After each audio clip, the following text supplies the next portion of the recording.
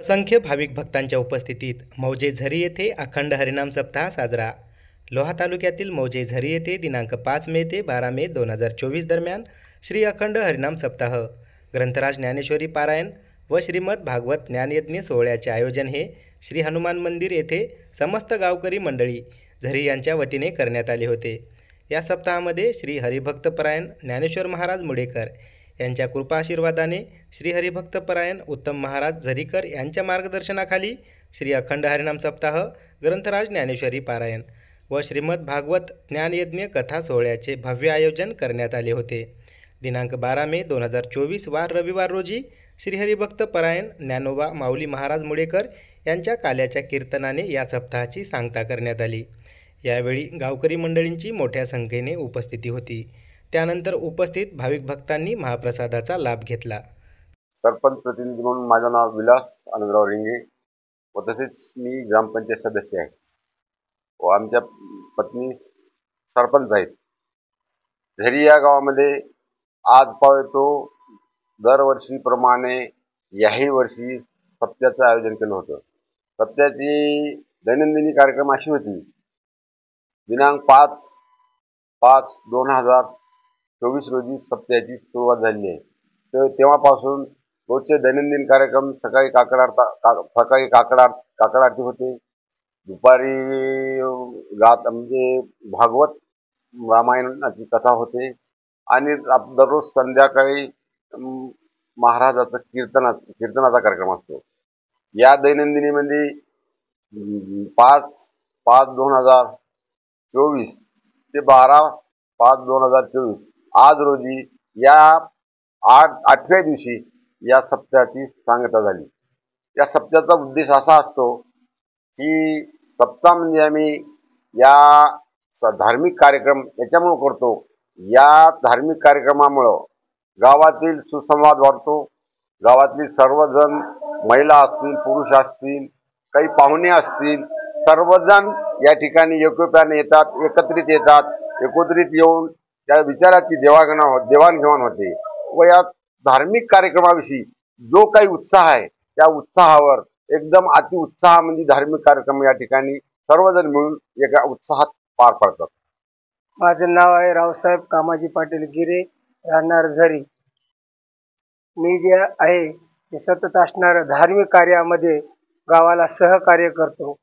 सहकार्य केल्याच्या नंतर जे भजनी मंडळी आहेत, महाराज मंडळी आहेत, सर्वांनाही बोलून घेतो आणि नित्यनेमानं पहाटे काकडा, ज्ञानेश्वरी पारायण, गाथा भजन, भागवत आणि रात्री कीर्तन अशा आणि संपूर्ण कार्यक्रम असणारे त्या महाराजाच्या सहाय्यानं, भजनी मंडळाच्या सहाय्यानं आम्ही करून घेतात. नित्यनेमानं असणार 7 दिवस असणारे नित्यनेमाचे आमचे कार्यक्रम असतात आणि मुडेकर महाराज यांनी, ज्ञानोबा माऊली मुडेकर महाराज यांनी आम्हाला काल्याचे कीर्तन केलं. त्यांच्यामध्ये असणारं कंठी धरला कृष्णमुनी नावघाज यांनी प्रकाश या अभंगावर गोड चिंतन केलेलं आहे आणि सर्व गावकऱ्यांना